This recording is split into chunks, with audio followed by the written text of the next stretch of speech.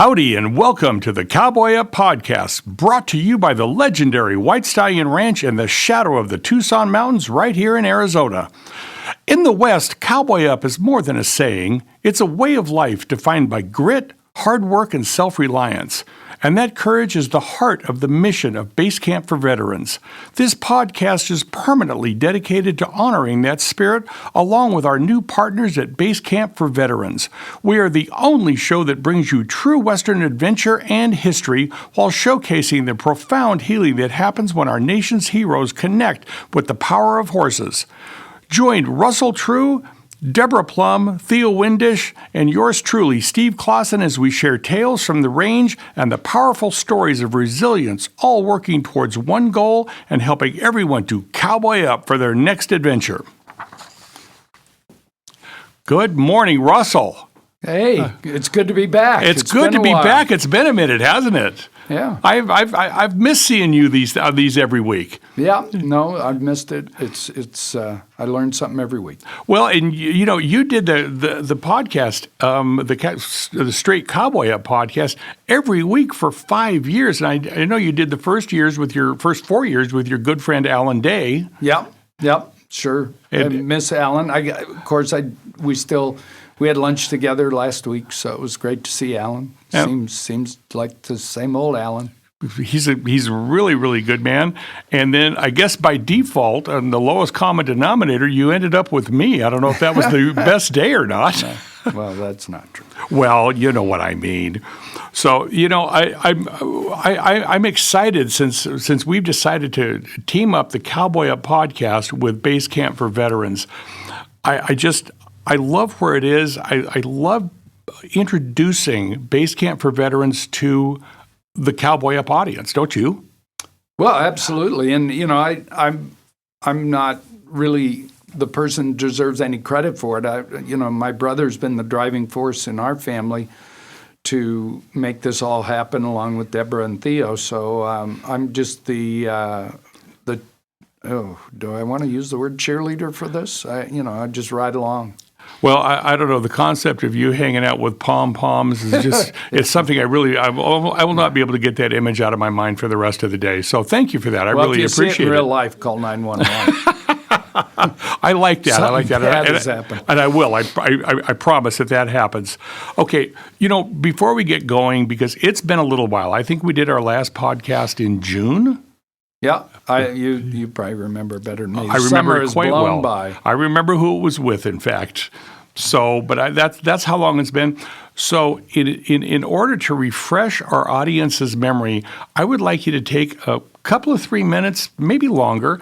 Talk about what White Stallion is, how we got where we're at, because I know you've only recently become involved with White Stallion. It's like right at 60 years ago. Yeah. So I'd like you to spend a little bit of time talking about that, please. And are you going to be okay if I ask questions as we go along? Yeah, no, ask questions. The October 1st was the 60th anniversary from the day our father actually operating it alone because my mother was pregnant with Michael. And so traditional season in southern Arizona and dude ranching was either October 1st or November 1st through April. Usually everybody closed up the end of April. They either opened, there's still ranches that don't open until November. So we opened October 1st. My dad didn't know anything about dude ranching. He could spell it. He kind of had he had no, background that suggested or there was no reason that they wanted to move to Tucson. And so he settles on this. A blizzard drove him out literally that night, flew to Tucson, started looking. Then he had to talk my mother into it. And as she told the story on herself for the rest of her life, she said, well, Alan, if I can look at those mountains every morning when I wake up, I'll let you throw our lives away. And as I always say, my dad, more than anybody in the world, knew that she didn't have a sense of humor, so he better take her seriously. He better get her a view of those mountains, and he did.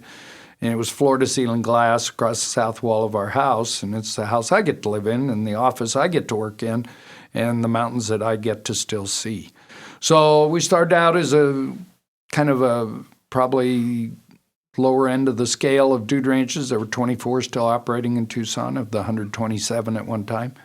And we had a little rundown, kind of not, it was, the owners had got tired of it like they do. And so they had to rebuild a place and take it to a higher level. And they had to do it without the benefit of, outside money. They had to make it or bring it to the table. And then, my brother and I and our wives had the good fortune to build on that platform and, take it to a range that, we haven't left the dude ranch category. We don't aspire to be a also ran resort. We aspire to be the best dude ranch possible. And so that's always been our goal. Just finishing up our lodge, bar, pool room renovation, one of the bigger ones we've done, certainly cost-wise. And, it's just been this ongoing process of upgrading, improving, listening to the guests and giving them what they think they want. Well, a question that just jumped to my mind, and it's actually the first time I've ever asked this, and it's the first time I've ever wondered. You have the office that you have, I think you said is the same office your mom had?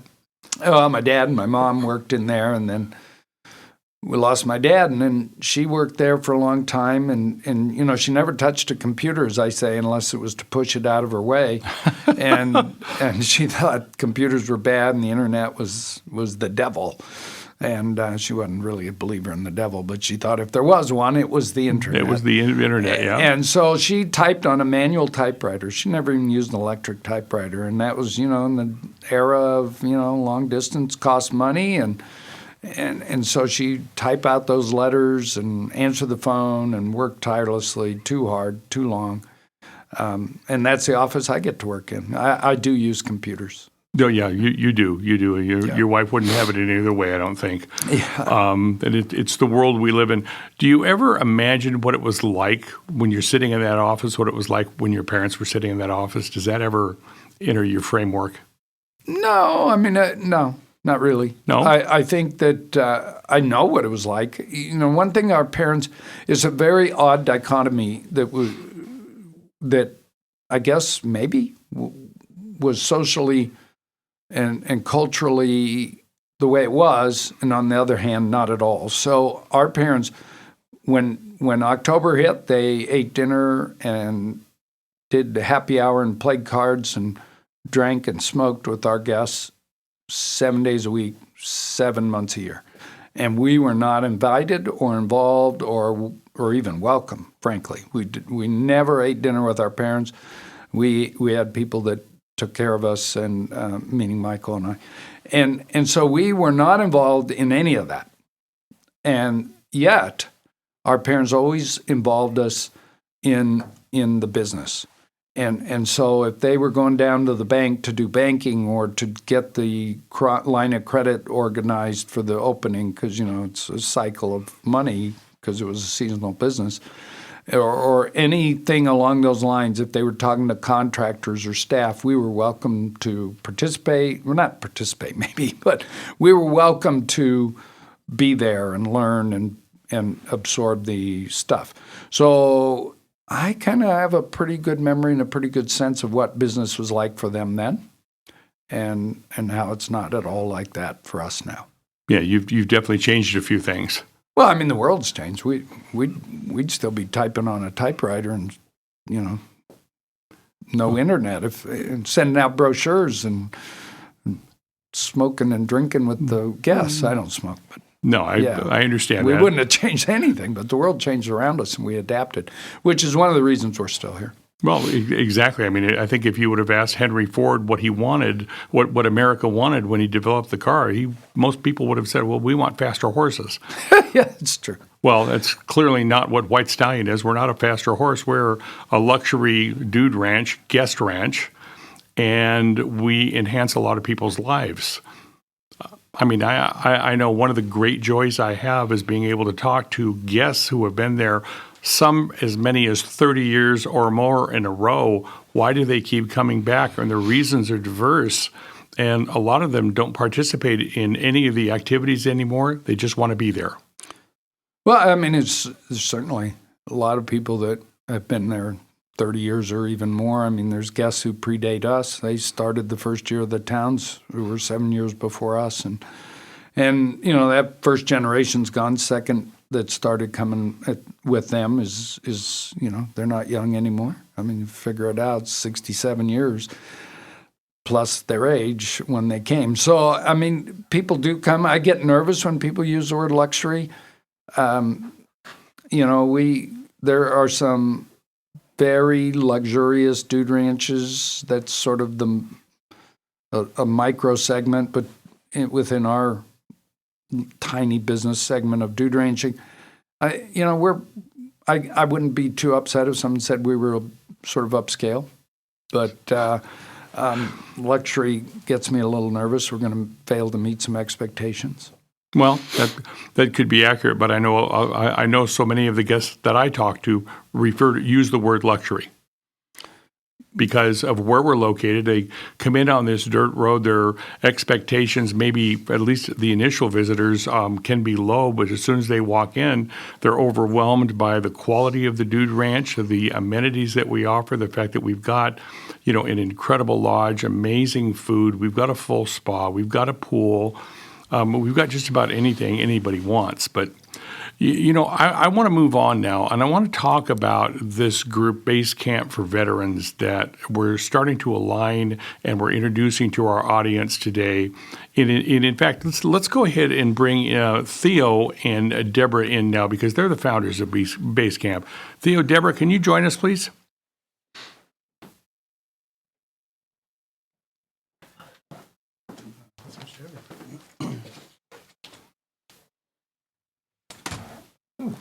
Do you think I can go down a little bit? I can't. Surprised we can't take that camera out at any wider angle. That's all right. Okay, that's perfect. Dart in and that works. There you go. That works.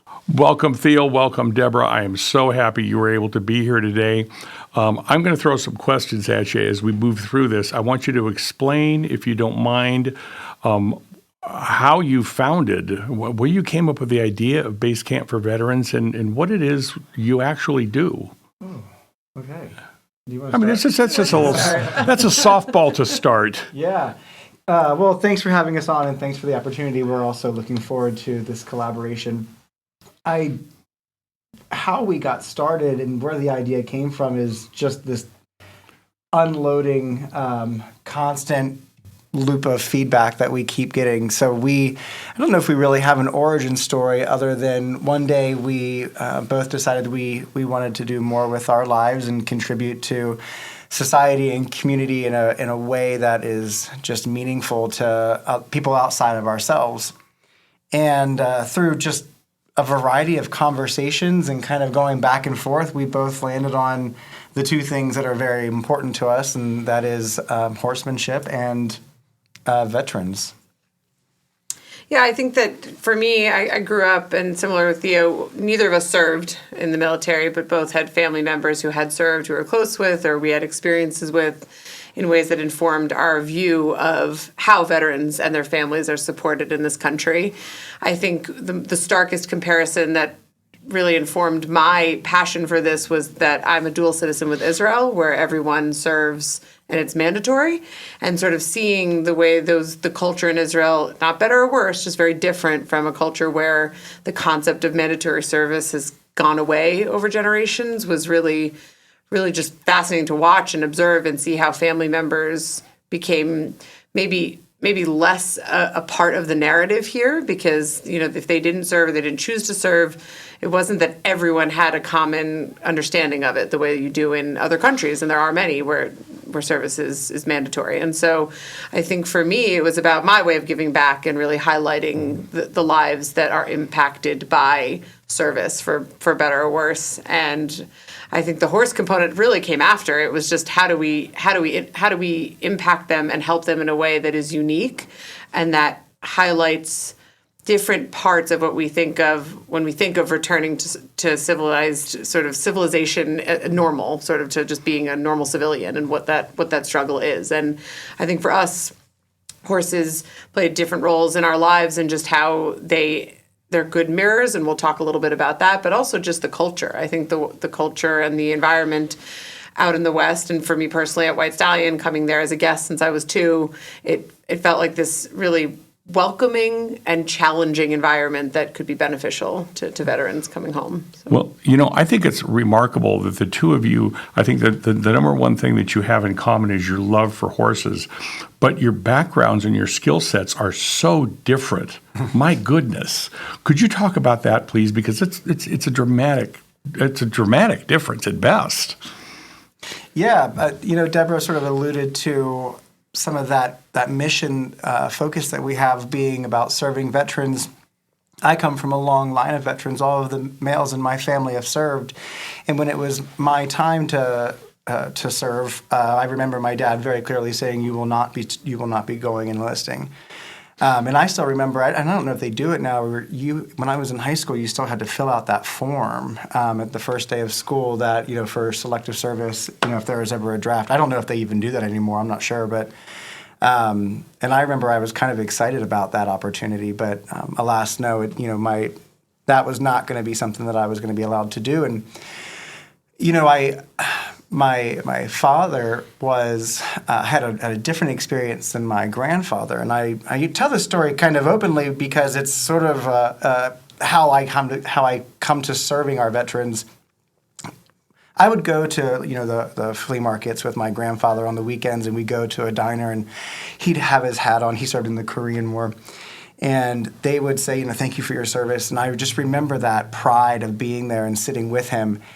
And then I would go home and be a little bit different. My father, when he returned home, he just didn't have that experience. He really struggled with holding down a job. He really, I think, struggled with social skills. And you would go from this being at the diner and being so proud of this service to then going home to your reality where we couldn't even afford hot dogs, and my dad just was not someone who was going to be, constantly providing this, loving environment that we were there. So that's sort of my background when I think about veterans and their plight and what goes on, and how I both was so much entrenched with that, but also not able to access that in any way. As I got older, I always knew that my life would be one of service. And so I went back to school to become a therapist. I figured that would be one of the ways that I really could serve people, is to witness and share in their lives and help them navigate whatever trials come their way. And so, alas, I became a behavioral analyst, and that's how I spend a lot of my time. Wow. Yeah, thankfully, I am not a therapist. Yeah, your story's a little different. It would not have been my skill set. So I grew up in New York City, and both my parents were lawyers, and they told me never to be a lawyer unless I really, really wanted to. I didn't really know what that meant until I got older. But my parents didn't serve, but both my grandparents on both sides of my family served, and it was very different experiences. My grandfather on my father's side was my best friend, one of my favorite people, and spoke really highly of his time in service as far as being proud of it. It was World War II. He was a translator. He cleaned out camps. He actually went into service, even though he shouldn't have medically, because he lied on a medical form. So just really, really proud of it. And I adore him to this day as if he were still here. My grandfather on my mom's side was a fighter pilot over the Pacific.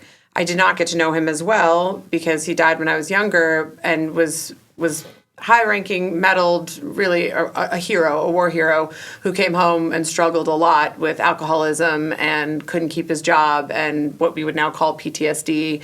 And so my mother grew up in a home with a very different view, of what service did to a family. And at the time, women in their community didn't work, but my grandmother had to get a job. So I came with these different stories that were not direct, but really felt as though I wanted to give back in some way. What I didn't do was do that with my full-time job, because I decided to become a lawyer, despite my parents protesting and saying maybe I shouldn't because, it's a really hard career and what would I do with it? But I always went in, and Theo and I were friends before I went to law school, and my decision was really to gain a skill set that could be used in different ways, whether it was helping other nonprofits or helping families figure out estate planning, which is what I eventually did, which oftentimes involved setting up nonprofits or foundations. And I really gained a lot of knowledge in the nonprofit and tax area, which is what I specialized in. And I still have my license, but I've now made another career change that we can talk about later. But BCI kind of grew out of a personal passion, but I have always used my professional skills however I can to help the nonprofit with whether it's just our tax filings or grant writing or logistics and anything that my legal brain can offer. So a nice little web that we've woven for ourselves. That's fantastic. Thank you both for sharing that. But something I really love is the fact that Russell, Deborah, and Theo, you are also active in the equine world from your own point of view. You all owned horses. I think Russell spent probably the last 40 years on the back of a horse. Not as much as you would like, probably, though. Well, sometimes it was more than I'd like, and sometimes now it's less than I'd like, you know. Sometimes if you're leading 6, 7 rides a day back in the when I was riding a lot, you know, sometimes that's a lot. But now I don't ride much at all, really. So it's life changes. And it's just being around horses is life-changing. I don't spend a lot of time on horses, but I can't, when I go to White Stallion, I can't leave without petting one of the draft horses there. It just happened to be my personal favorite. And but the two of you, you both own horses. You're active on the back of a horse, and you mixed in equine therapy, which is why White Stallion was such a great place for this all to be unwrapped and happen. Talk about that, because that's fantastic. You know, I'm going to jump in on this one because I say always that Theo stole my happy place when he decided that we should partner with White Stallion. But so I started coming out to White Stallion as a 2-year-old. My parents brought me out every year. We were one of those avid guests that probably, I'm sure there were stories about how annoying we might have been, but we loved it. We chose it over Disney every year as kids. We just fell in love with the place. And that's where I got my riding start. It inspired me to do more riding back home, go to riding camp.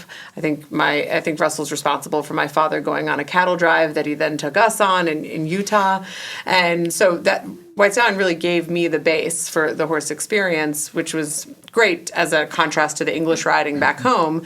And so when Theo and I were talking about bringing horses into our nonprofit, when we were just throwing spaghetti at the wall with ideas of what we would do, I was talking about White Stallion and actually was more saying we should go out to Arizona and do some field research, and we can stay there, we can talk to them, they're very pro-veteran, but not with any suggestion that we use it as the home base. And because this was my place to go away and hide. And then we came out there and Theo said, this would be perfect. Well, I don't regret that decision one bit. And I'm sorry sorry we took that happy spot from you. But, what happened was we were so...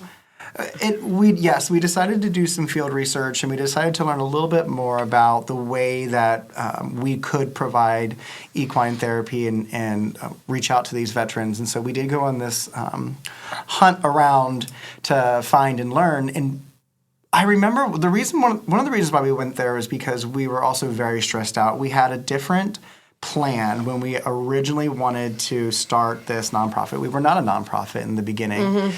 And it fell through. It was kind of just not working out. It was kind of crumbling, and we were just really, scraping, trying to figure out how can we make this work. And I remember it being somewhat stressful, like talking to all these different people.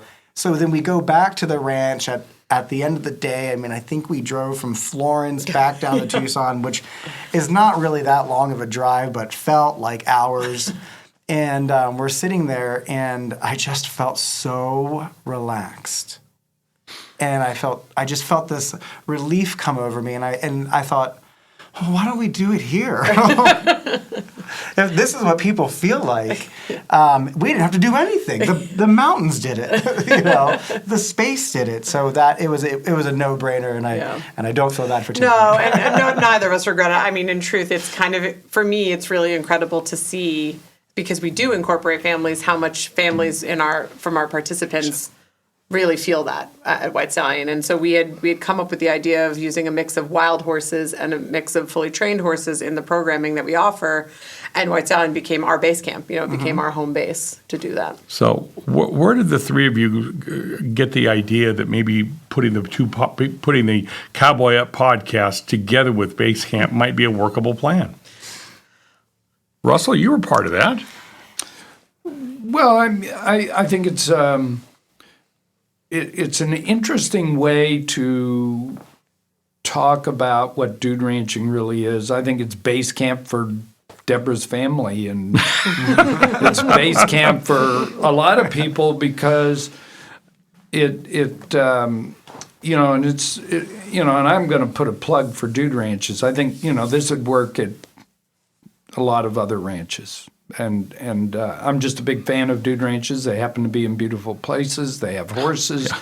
Yeah. They have this common experience that our guests have, unless they really choose not to. They go sit in a corner and have dinner for some reason. You're doing all these different things together. You're enjoying horseback riding, breakfast rides, evening entertainment, et cetera, on and on and on together. So I think part of, and I think Theo and Deborah would agree, part of the success is what Theo just said. It's the mountains, it's the environment, it's the atmosphere, it's the experience. And so it's a little more focused for them.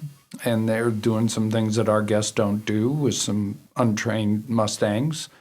But yet doing everything our guests do. They get to go on the breakfast rides and do the whole experience. And their thing is very unique. I don't know if there's any, horses and humans, it's therapeutic. Nobody's cut a trail there, right? This is old news, really. Mm-hmm. I've seen it happen over and over and over at the ranch, just people with certain issues or profound issues, and the horse is really therapeutic. It just is. But they're doing it. They're not isolating the veteran from their family. So they're making this, and that's what dude ranching is. So it's a natural partnership. We're proud to be associated and part of the experience. So, that why wouldn't we do that? I would agree with that. Do you have anything to add to that? No, it was brought to me by Deborah, and she said, "Oh, we've got this idea. What do you think?" And I thought, that's a no-brainer. Yes. So there wasn't a tremendous amount of thought, really. It just felt like it was going to be a good fit because we get to really share different stories. We get to talk a lot about that commonality. So, it didn't seem as if it'd be a stretch by any means. So that's great explanation. So as we move forward on this, what should our listeners, our Cowboy Up listeners and the new listeners through Basecamp, what should they expect from your point of view as we move forward with this, Theo? I think I'll just naturally, the kind of person I am is I'll probably always bring in the person. I'll probably always want to hear the story. I'll probably always want to know the why, and really dig down with our guests as to how did we get here. And I think that's just the most important part of anything, really, is being able to share in people's stories and being able to draw that information out and connect on that level. Deborah? For me, I think it's a mix of just highlighting the commonalities that Russell talked about between the two organizations. I think the way that we try to really infuse the experience that our veterans and their family members have with this Western dude ranch culture it's just essential to our mission, or it's become so more and more over time. And I think we underestimated the significance of including family members in our program. We thought it was a no-brainer, but didn't realize just how essential it is to returning home and to really sort of reintegrating into society. So I just keep wanting to emphasize and highlight how much this relationship with White Stallion has really become essential to our ability to keep Basecamp for Veterans running. Well, between Basecamp and the True family and Russell True and Michael True, and I remember Russell telling me a story once that when he was surprised that Michael True was on the board of Basecamp, and he said, "I didn't know that. I didn't think you could ever get him to be on any board." Do you remember telling me that, Russell? Yeah, no, I'm still a little surprised. And it's just not that he isn't able. It's just no. It's just not his thing. It's not his thing, and Or else he'd be sitting here and I'd be working. And he does work. You both work. Yeah. I mean, you're both extremely active in everything you've got going on, that and above. So, okay, I think this is a natural conclusion to this episode. Before we go any further, though, Russell, I would like you to talk just another second or two about White Stallion, give our contact information, and I'm going to ask Theo and Deborah to do the same thing, and then we'll say goodbye. Well, I mean, it's just, it's so simple nowadays, right? It's White Stallion Ranch, Tucson, Arizona, whitestallion.com. What's our telephone number? Oh, gee, do people use those? I think sometimes they do. 520-297-0252 or 1-800-WS-RANCH. 1-800-WS-RANCH. So that's a new one for me. I did not know that. Yeah. So that's I don't know if anybody cares anymore. I think Deborah answers the phone there now. I do not. You do a lot of things Occasionally. there, Deborah. Yes, I do. So would you talk about Basecamp, how they can get our information? And we're going to make this a very prominent feature of what it is we do, because each of these is important to the other. So Basecamp for Veterans, Inc. is the full name, or we sometimes call it BCI, and so our website is bcampinc.com, and you can email either of us. It's Deborah at Bcamp and then Theo at Bcamp. And we also have an info if people want to use that. And then, I don't know, are you going to give out your cell phone number and people can call? I don't think I'm going to give out mine. Unlike the ranch, right now our business phone is our personal cell phone. So I don't think I'll be giving that out. But when you get onto our website, you'll be able to see everything that we get up to from day to day. We have a link to all of our social media. Yes. Also a link to our YouTube channel so you can meet some of our veterans and really be brought up to speed. And if you really want our numbers, they're on there. Exactly.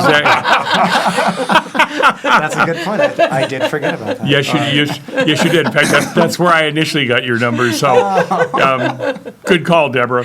I won't tell Theo. I've been wondering where these phone calls have been coming from. But, Well, that's what it is. And, I did find out the other day your Google listing is not currently accurate. So we need to do something about that. At least that's what the spam call said, right? So I want to thank everybody for tuning in. Russell, I appreciate your time. I know how busy you are. Deborah, Theo, same thing. You've got a lot going on. And I'm honored to be part of this. Please check us out, whitestallion.com. White Stallion, active on social. Basecamp, active on social. Check us out, and we'll look forward to seeing you next week. Thank you very much, and have a great rest of your week.